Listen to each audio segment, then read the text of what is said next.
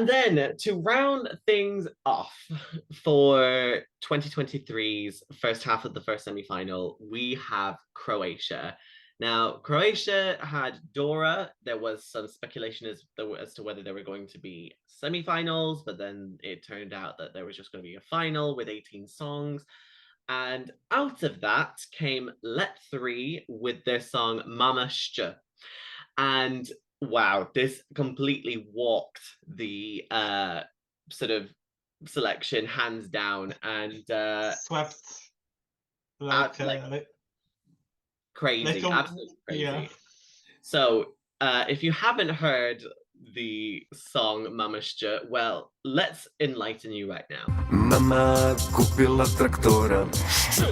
Mama kupila traktora. Trajna Nina Armagedonona.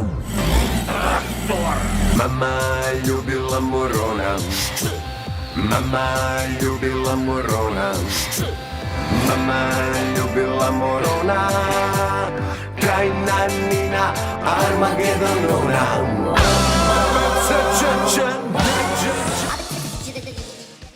Right, Janek, go on. Tell us what you think. This song is very hard to predict as well. It's very polarizing. First of all, polarizing. You either hate it or love it. Just or like I sometimes I really enjoy Mama Shcha. Sometimes I'm like, this isn't the day I enjoy, and I'm like, okay, it's very polarizing. I think it could either have an effect of doing very well in televote, like top 3 in the semi, and or even like people were like thinking like, what the hell is going on, and just not vote for it and going dead last in the semi. So it's hard to predict Croatia as well. There's some hype for it, but mainly it was in the Balkans and in the Slavic countries, but like most of them aren't in the semi from the Balkans and from the Slavic countries. Mostly it's Czechia, right? I think. Yeah, overall, a lot of Balkan countries are hurt this year because of lack of Macedonia, Montenegro, and Bulgaria.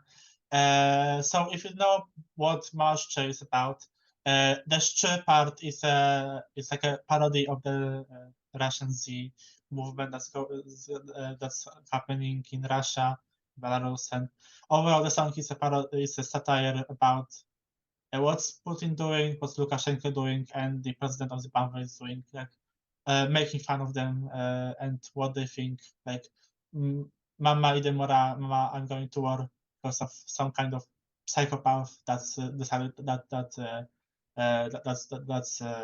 going on. So yeah, I think this is a great way to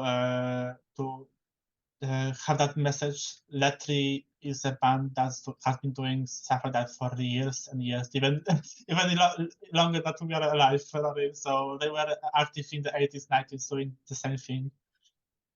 So they are known in the Balkans for that.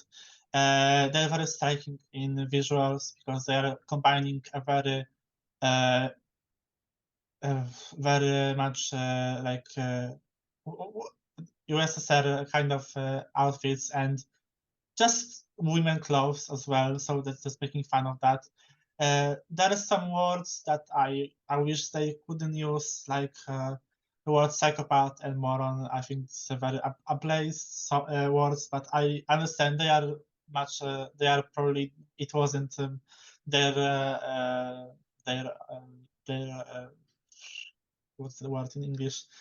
Intention to hurt mentally ill people, but it could be bittersweet for some people. But yeah, it's very striking, like very polarizing song. So I could see this doing very well or just flopping.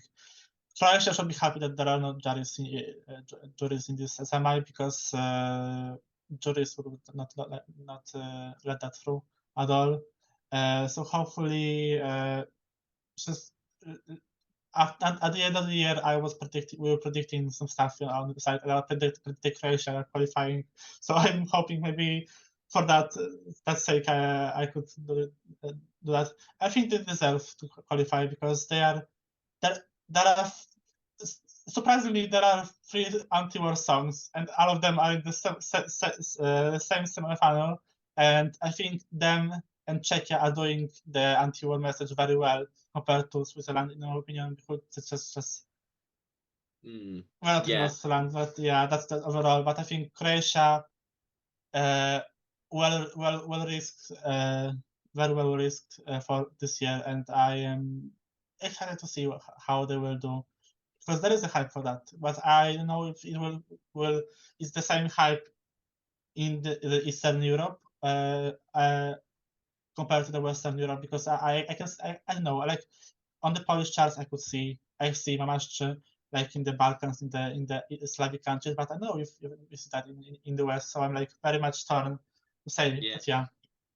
It's hard to say because obviously like Mamashcha is very clearly satire.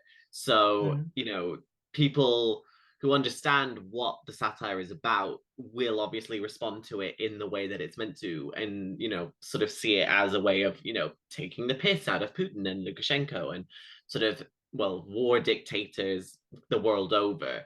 But if you didn't know the context behind it, then it would seem a little bit weird, and like, why are they sort of bringing nuclear missiles onto the stage, and oh, why are they all getting naked, you know, why have they got roses in their ass, you know, like in those kinds of things, you know, like it's very hard to kind of grasp unless you know the context, which obviously commentators should help with, you know, especially for people who've not checked out the songs in such depth as we have.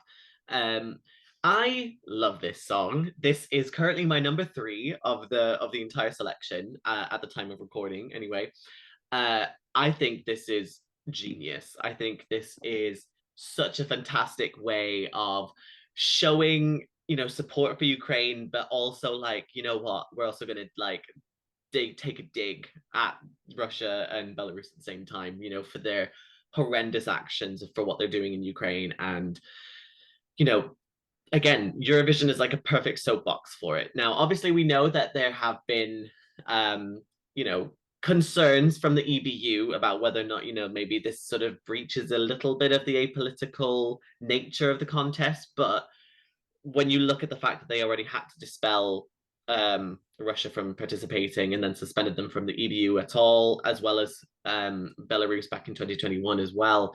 I mean, we've already kind of crossed the line into sort of political reasoning already at that point. So there's no point in, you know, cherry picking where the political element kind of comes from here. Musically, look, it's there's not a lot there, but what they do execute, I think, is done quite well.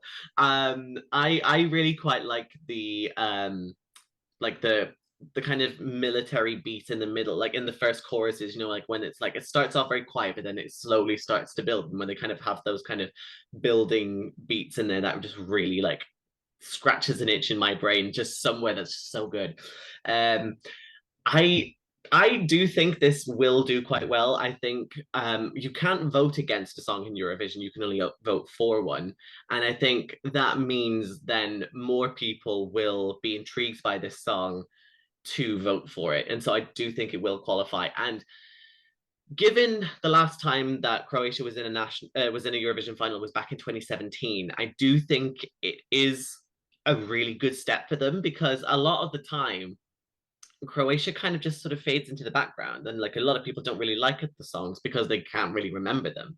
This time around, they're making as much noise as they possibly can, doing, you know, promo and, you know, saying they want to have orgies with Joker out and all these kinds of things. You like, they're being very bombastic and in your face, but you know what? It's working for them. People are talking about Mamashcha, they're talking about Let 3, and that, you know, in this business, any PR is good PR.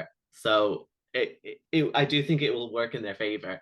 Once we get to the final, who knows? Honestly, I think this is where obviously, like how you say, the juries will rightfully tank this, and I'm fully prepared to accept that.